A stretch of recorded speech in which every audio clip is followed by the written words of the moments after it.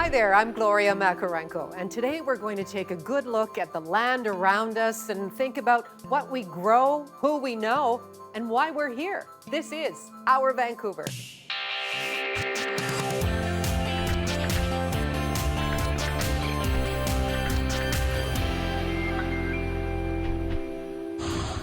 Coming up, a rare glimpse into a remote area of northern BC with two friends who used to be on opposite sides of forestry practices and logging. And learning about the immigrant experience through decades of letters. Artist Paul Wong's new book focuses on his own mom. But first, the ongoing dedication of connecting people who love food with the people who grow it.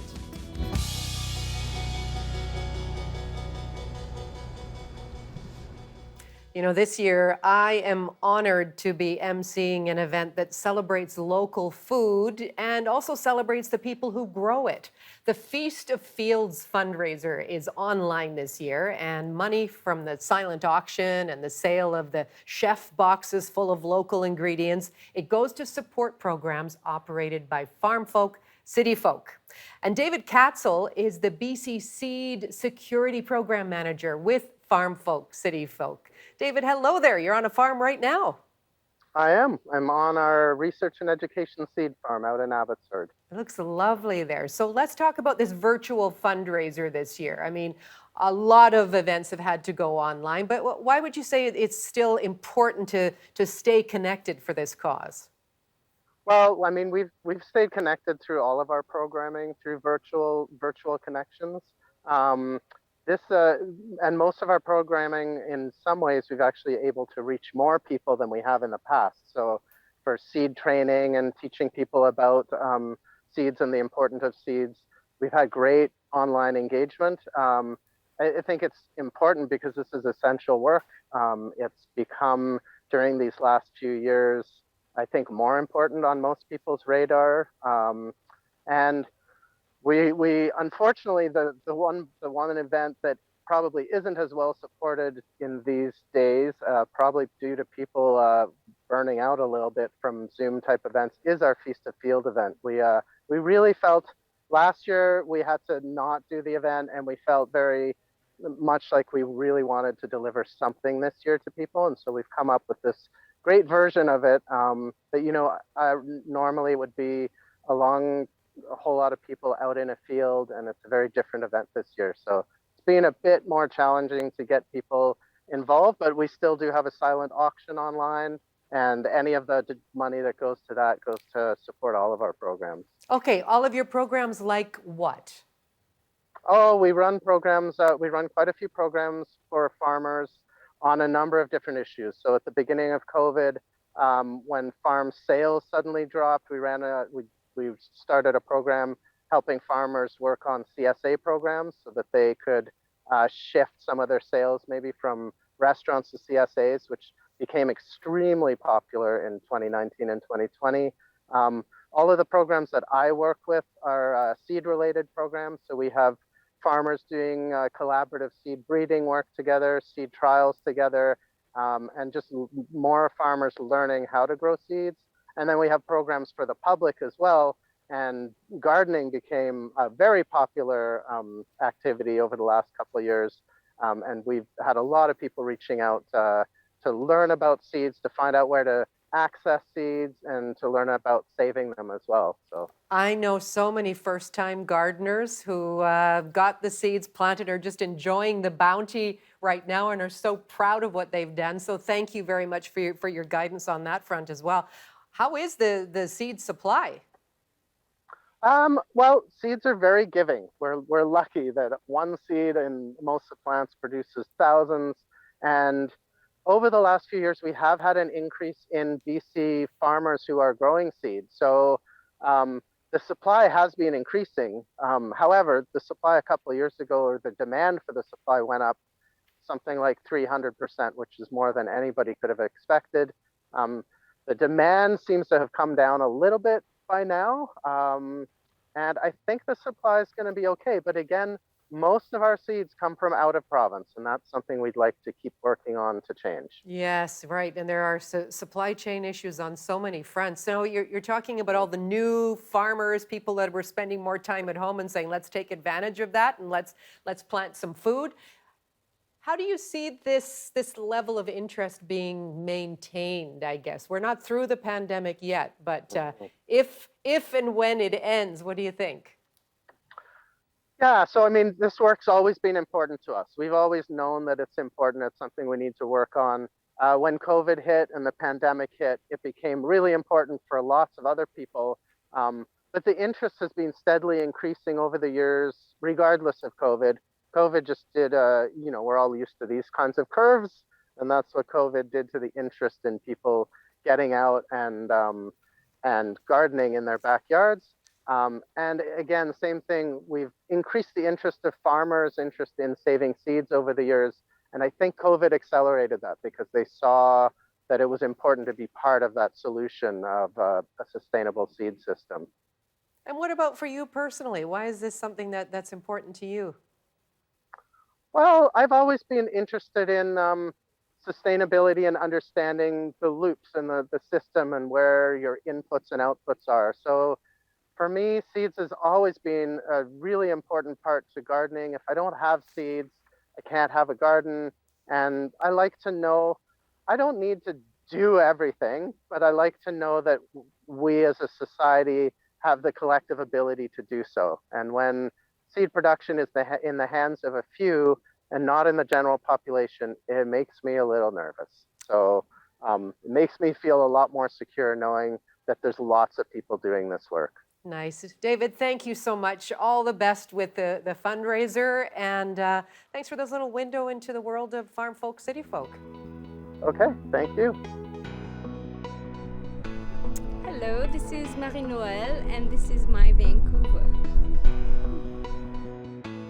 All right, this is time for one of our favorite features where we get to showcase a number of the photographs that are sent in by you, our audience. Thanks in advance. Take a look. There was certainly a lot of outdoor activity this past week. Richard Shot-Ash sent us this image of kayaking up Indian Arm. Wonderful, Richard. Thank you very much. And sunsets have been just stunning recently. This is the Fraser River sunset sent to us by Jimmy Young Woo. Amazing photograph. Thank you very much. And finally, to Bowen Island and Sealy Beach, where Lisa Browham had been spending some quality time. Wow. In a word, yeah, just wow. And do send us more. You can email your photographs to us, bcphotos@cbc.ca. bcphotos@cbc.ca. Now, a new CBC documentary brings viewers to the heart of the Muskwa Kachika, northern BC. And parts of this area are only accessible by horseback or by float plane. It's considered the last intact wilderness area of its kind.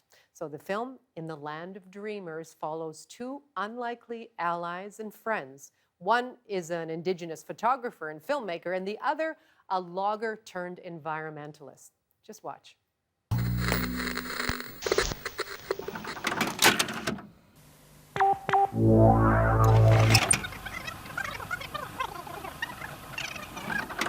The words natural area and development, is it an oxymoron or are they synonymous? I think sustainable development, given the right definition, will work in this area. The campaign to save the Northern Rockies planted the seed for the groundbreaking.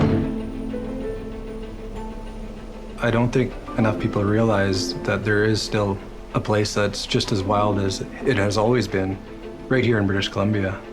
I'd probably describe the Muskwa Kachika as being a sanctuary of wilderness in a world that's moving too quickly.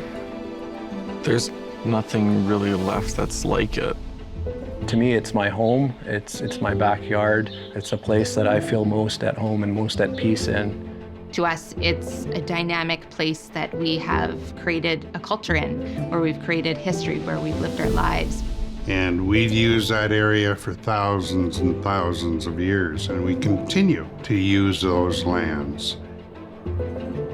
I feel the world in a different way when I'm out there. And if I can communicate that feeling to others, I think that ultimately will speak for its protection.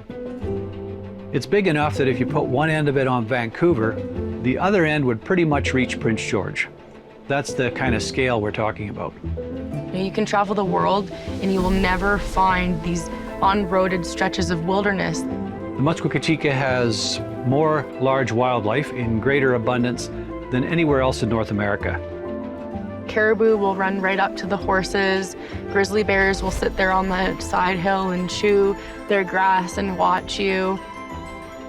Valleys and mountain peaks and river valleys that go on for miles without a bridge or a road or a resort or anything like that. It's just as wild as it has always been. And I think for me, it's really, really important that people realize that it's there, because not enough people know that the Muskoka-Chika exists.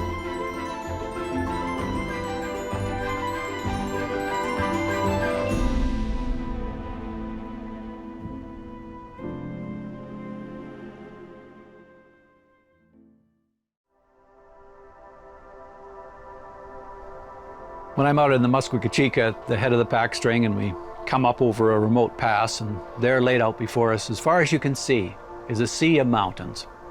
And you know, in those mountains, there are no roads. There are no towns, there's no cities, there's no power lines, there's no pipelines. This area is pristine. And being there and knowing that you're experiencing it in this way, and that other people have experienced it in this way for thousands of years, that continuity, I think, connects you in a much deeper way to history, and not only looking back, but looking forward too, because I think this land will be left for others when we pass off the scene. And knowing that you've had a role to play in maintaining that for those future generations, I think is so fulfilling. It's way bigger than, you know, I am, for instance, and more important. And I think being connected to that, you know, just drives me on. And makes me see the world in a much more holistic and inclusive way. It's very important to me.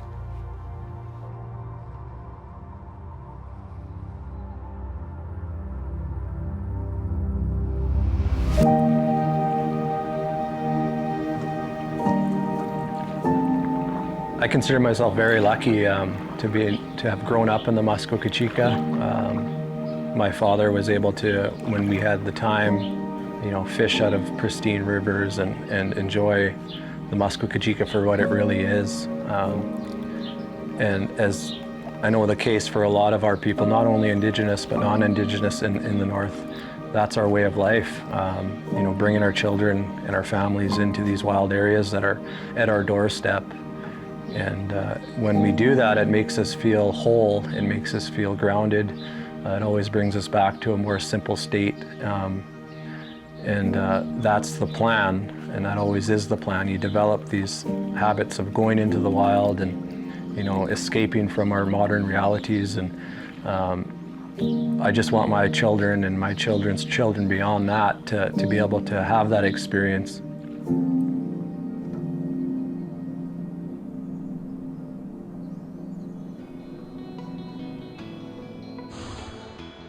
Coming up, Johanna Wagstaffe takes a last look at what was an exceptional summer of extreme weather.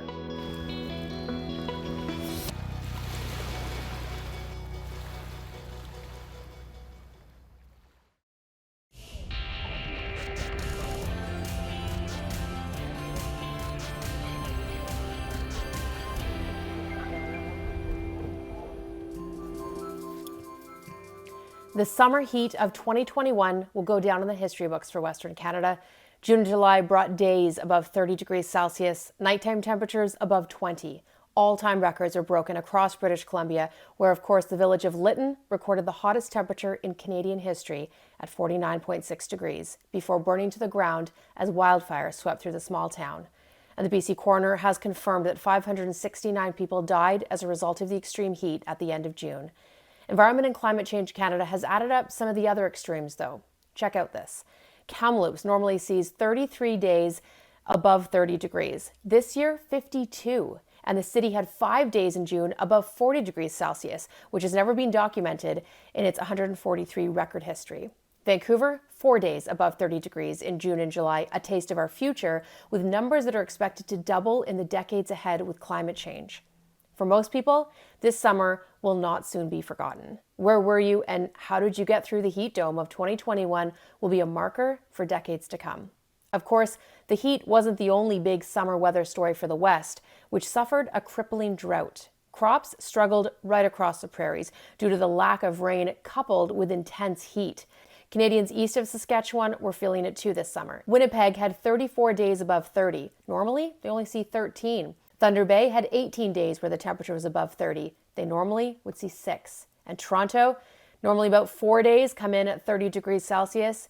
You had 12 this summer. For Montreal, 13 days above 30 degrees Celsius. And Atlantic Canada, there were also more 30-degree days than normal in June and August, though not quite as dramatic. As for the average temperature for the country as a whole, it will take some time for Environment and Climate Change Canada to determine where this summer places in terms of records, but preliminary data puts us in the top 5 warmest summers since 1948.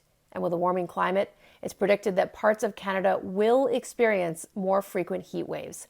The temperatures we felt in BC and Alberta during the heat dome were incredibly rare, but a rapid attenuation weather group has already found that heat dome was 150 times more likely to happen because of climate change. And now you're science smart. If you have a science question on your mind, send me a tweet. I'll try to get an answer.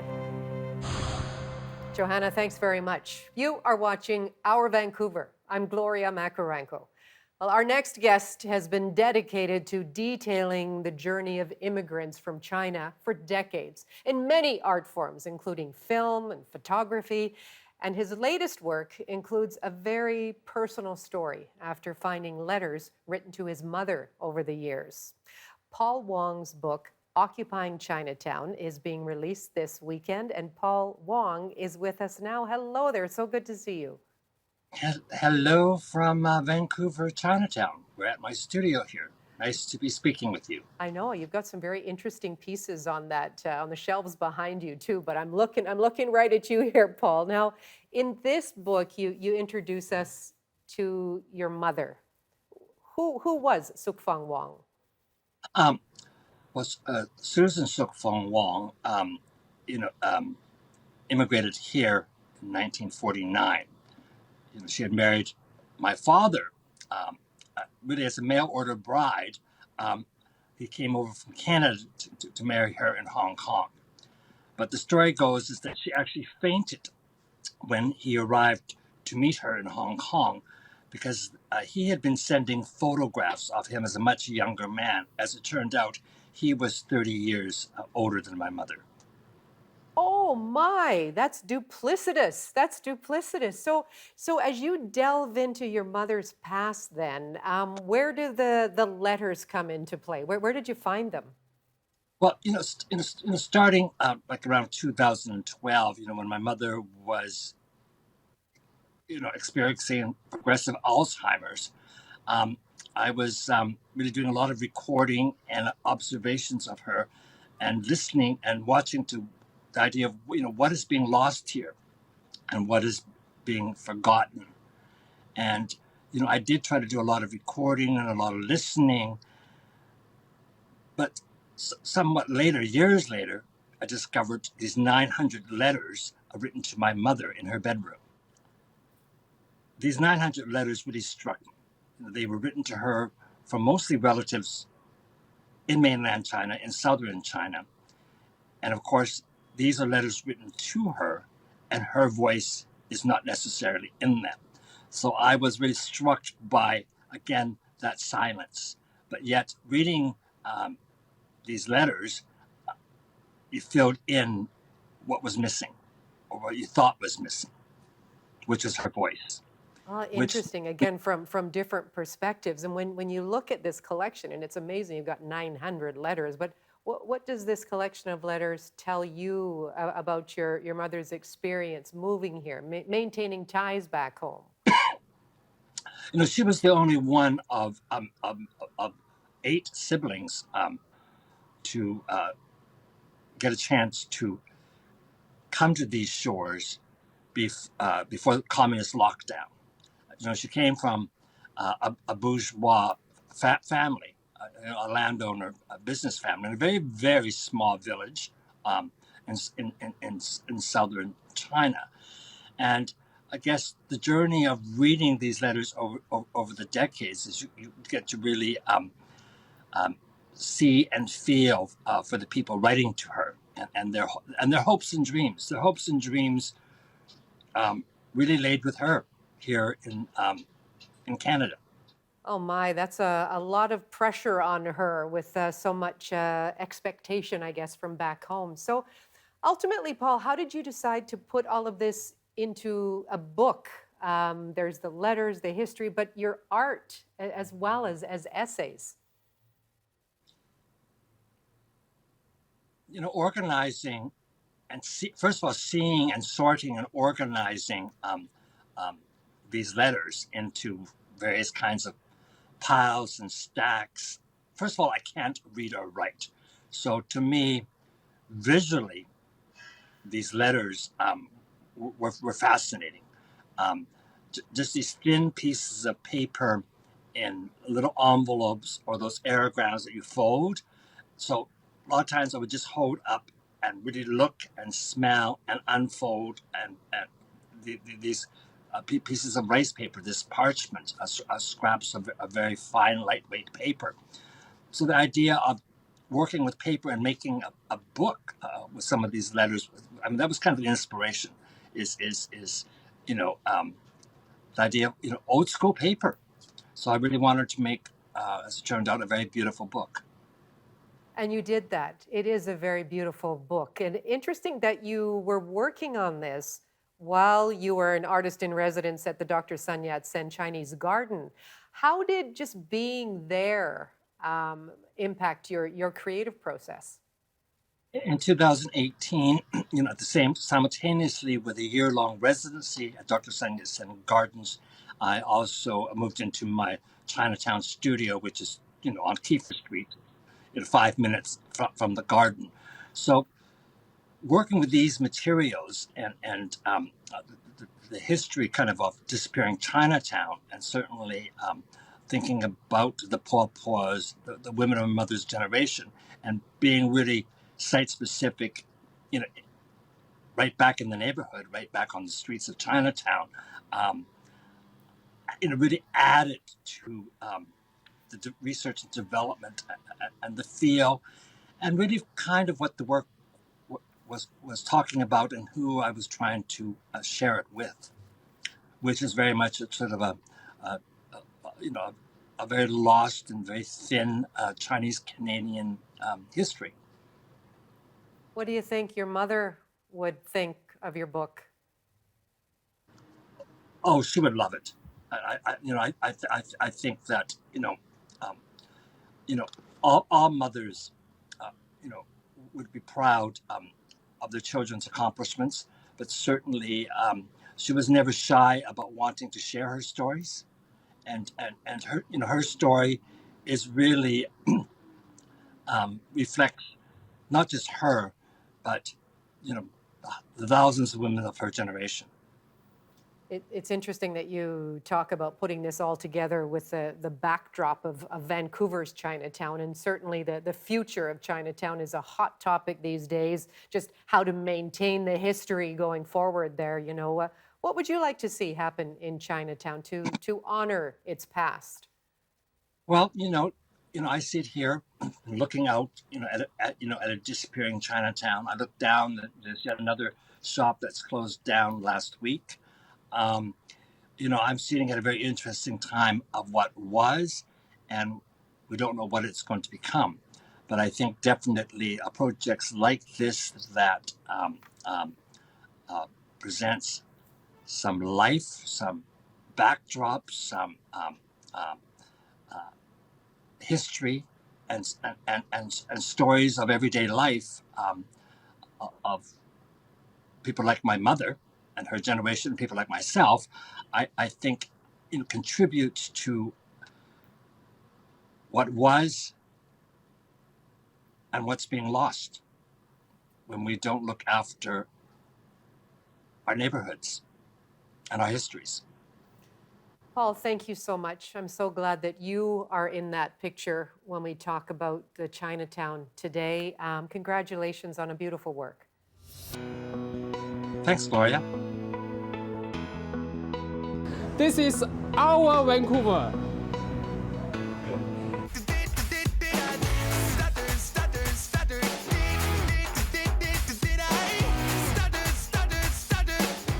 If you want to go and see some live music, Vancouver pop band Mariana's Trench take the outdoor stage at the Malcolm Bowl Saturday the 18th. Stop, we good. Stop, chill, we on. Chill, scale, let's go. Let's go. Domingo, let's go. Take, let's go. And the hip-hop trio known as Migos perform at the PNE Forum September 24th. Hey, I'm Grant Lawrence from CBC Music here with some big news for the fall season. The Canadian Music Class Challenge is back for 2021. That's right, it's happening. That's when we challenge music teachers and students across the country to learn a Canadian song from our list, make a video of the performance, and send it in to us for a chance to win thousands of dollars in prizes. Here's a winning entry from last year.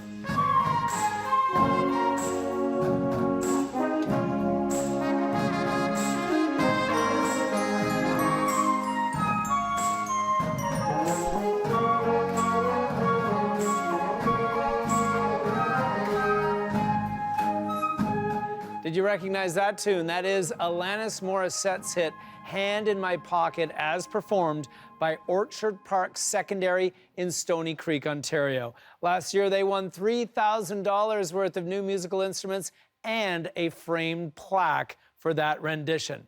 We just announced our list of songs that music classes can learn this year, and they include some of these. Right before I close my eyes, the only thing that's on my mind, been dreaming that you feel it too. Don't got a plan, don't got a chance, don't see a hand to hold my own. But I got love.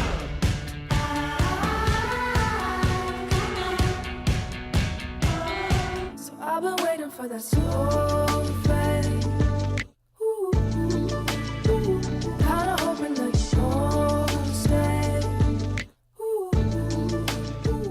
Yeah, those are just 3 of the 25 different Canadian tunes that music teachers and students can choose to learn and perform for this year's Canadian Music Class Challenge. There's children's songs, traditional tunes, classic rock, pop, French language, and this.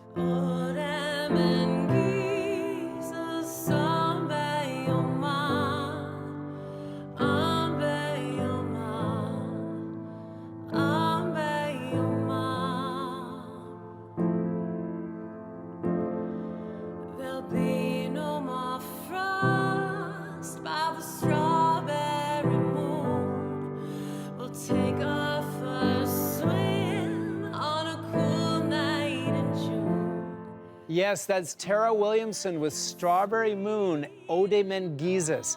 This year, we're challenging students to learn and perform that song in Anishinaabemowin as part of a new initiative to encourage music classes to learn Indigenous languages through song.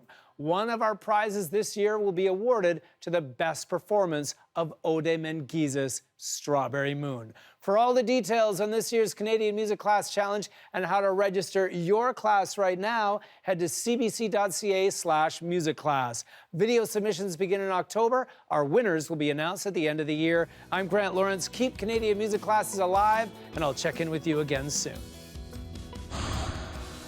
Coming up, art depicting the lives of Black Canadians in BC. We're going to visit a new exhibit at the Royal BC.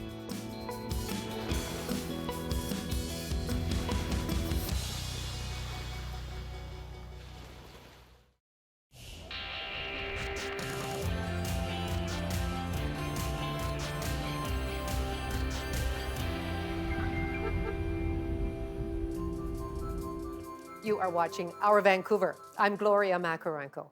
Well, a new exhibit at the Royal BC Museum is showcasing the past and the present experiences of Black British Columbians. Hope meets action echoes through the Black continuum. It was curated and designed by Black artists. Ashley Moliere spoke with a few of the people involved.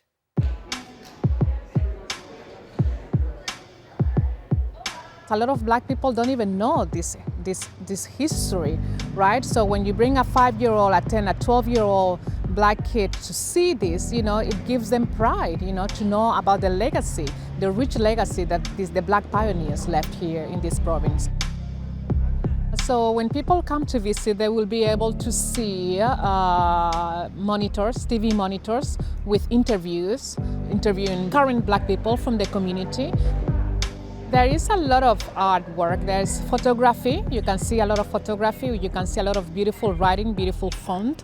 Also, that is part of the creation. These stories have been untold. They've been whitewashed, they've been erased, they've been covered up in some ways. And so we had to uncover them. We had to daylight our Black history. Non-Black people can go to it, that's awesome. Non-Black people can learn from it, that's lovely. But we created this so that our community can read our own stories and see our own stories and see our own images and feel held and seen and loved by one another. I was born in a tent in Edmonton on 101st Street. There is a telephone number that people can call and record their experiences as a Black person in the province of BC.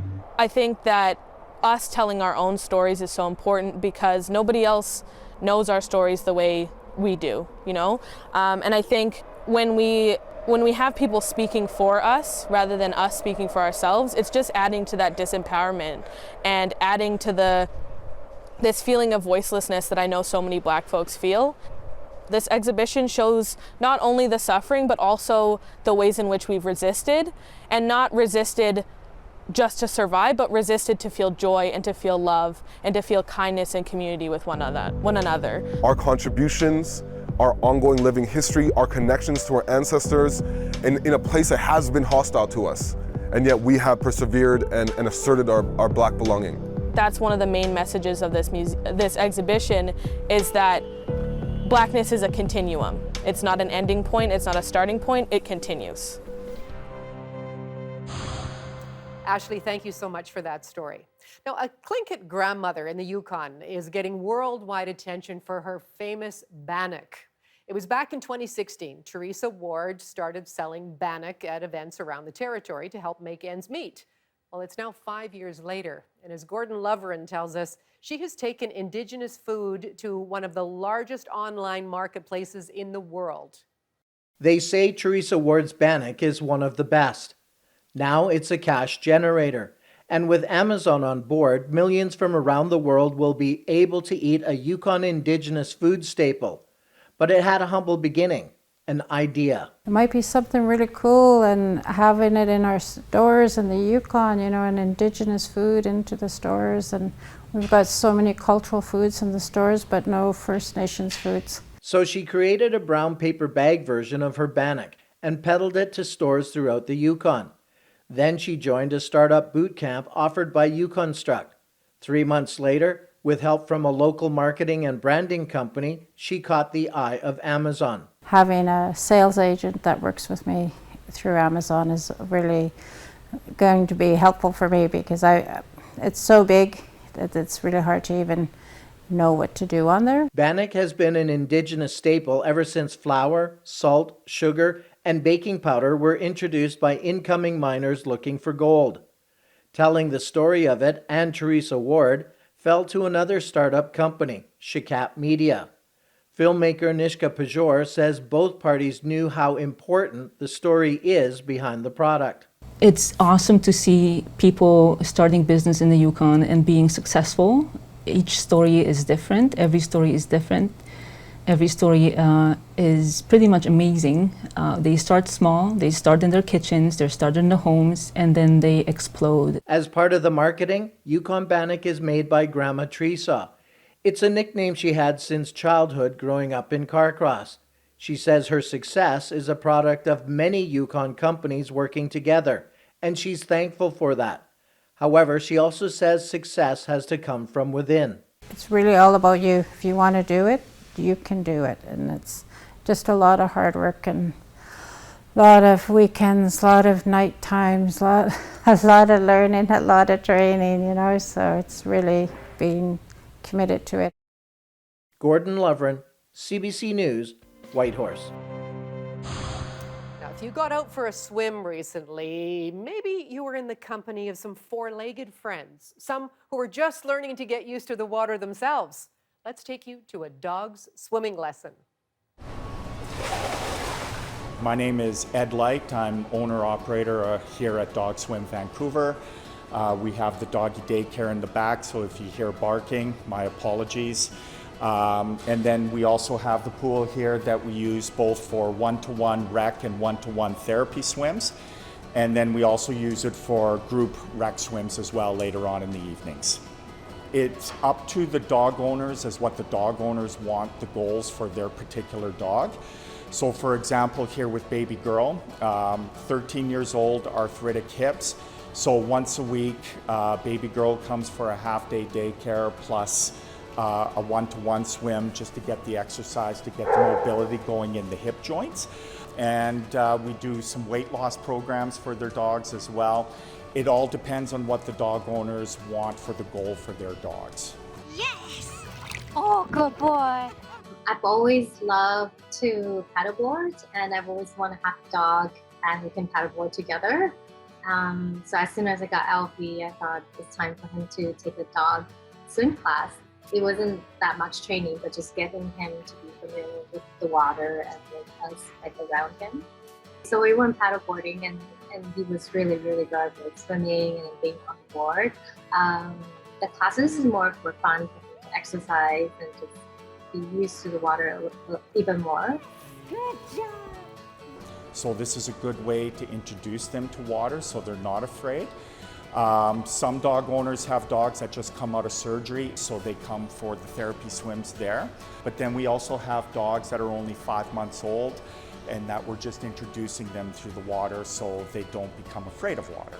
At the end of a one-to-one session, just seeing how happy, for the most part, you know, if it's a success and we were able to get the dogs in without scaring them, how happy the dog owners are when they leave. Coming up, a comeback that's been a long time coming. ABBA is back with new music and a tour.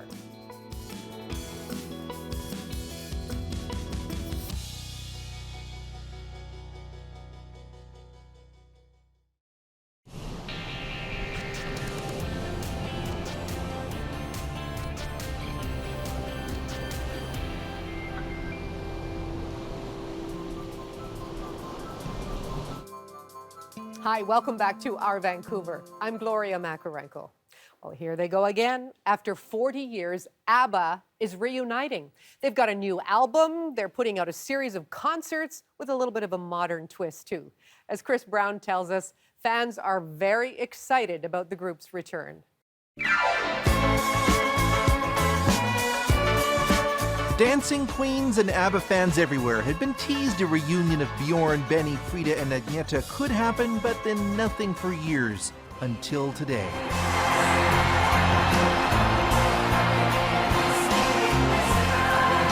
First, a splashy global launch on YouTube, and then the release of the first new ABBA song in almost 40 years. This one is Still Have Faith in You. I still have faith in you. A new album of 10 songs is out in November with a stage performance of sorts to follow after that. We were in London 3 years ago. I said to Bjorn, do you think it's very clever if we try to tour this thing? Because it's technically immensely complicated. The performance will be digital, with the group using 160 cameras to capture the movements of the foursome, which will then be projected onto a stage in a specially designed London venue. Social media platforms such as TikTok have brought ABBA's music to younger audiences. Then there's the movies and the musicals. ABBA fans love the band and the music, but will they pay to see a digital recreation on stage instead of the real thing? This superfan who edits the group's magazine says you can't satisfy the hunger for ABBA, so yes. If the holograms are realistic, I think that will draw people in. Brilliant. Digital or no digital, as long as Dancing Queen comes back on, we're good. They play Dancing Queen, everybody dances. Yeah, every wedding there's I'm ABBA. having that at my funeral. If you change your mind. ABBA famously broke up after both married couples in the band got divorced. Today, though, in a statement, all four spoke of their joy at this project and their friendship for each other. Chris Brown, CBC News, London. Hello, my name is Elena. My name is Hiroshi. This is our Vancouver. The federal election is just over a week away. And we hear a lot from the main parties running, but there are also fringe candidates. And in this country's past, the Natural Law Party made headlines, both for its devotion to transcendental meditation and for the popular magician in Canada who headed the party back in the 1990s. Here's a look back into our archives. The only government that governs perfectly is the government of nature. He's totally serious and resents cliched portrayals. Magician Doug Henning's Natural Law Party has the fourth largest number of candidates of any party, 231. We never see the planets collide into each other. We never see the sun going into debt and having to borrow light from the stars. He says the laws of nature can be practically applied to government, and he gives the example of national defense. We have to create a coherent consciousness that will disallow the birth of any enemy. This is called in physics the Meissner's effect. A coherent system, through supergravity, no other energy fields can enter it. His television campaign hit the airwaves this week. Problems will disappear just like darkness disappears at the onset of light. Problems will disappear like magic, just like this elephant. The campaign uses illusion, but Henning says the party platform is scientifically sound. 7,000 yogic flyers would form the spiritual core of an all-party government, and their regimen of release would free society, says Henning, from creativity-draining stress. The Natural Law Party has techniques to remove this stress and solve all problems. Henning has made millions as a world-famous magician. Only the technologies of the Natural Law Party can do this. At the head table, fellow investors in Henning's Maharishi Veda land, a proposed natural law theme park Henning wants to locate in Niagara Falls. He's a savvy investor, so Henning wouldn't be developing a theme park unless projected profits were there. For now, Henning says natural law provides an answer to the country's most vexing political problem. Nature has a constitution, just like Canada is trying to have a constitution with a lot of bumps and jolts. But Lauren Madelon, CBC News, Toronto.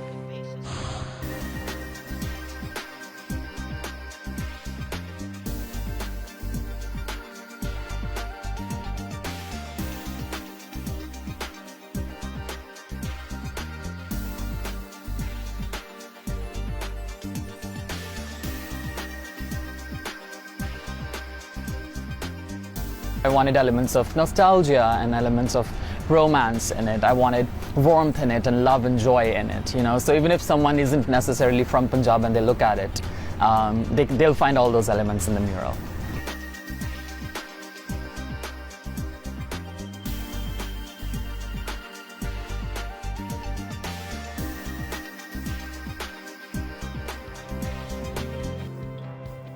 When we bring you stories here at CBC Vancouver, we have award-winning photographers out capturing the images that say so much. Still images add context and bring a lot more to the understanding of an event or an issue.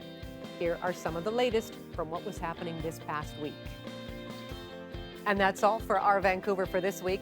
I hope you can join me weekday afternoons on CBC Radio 1 for On the Coast. Goodbye for now.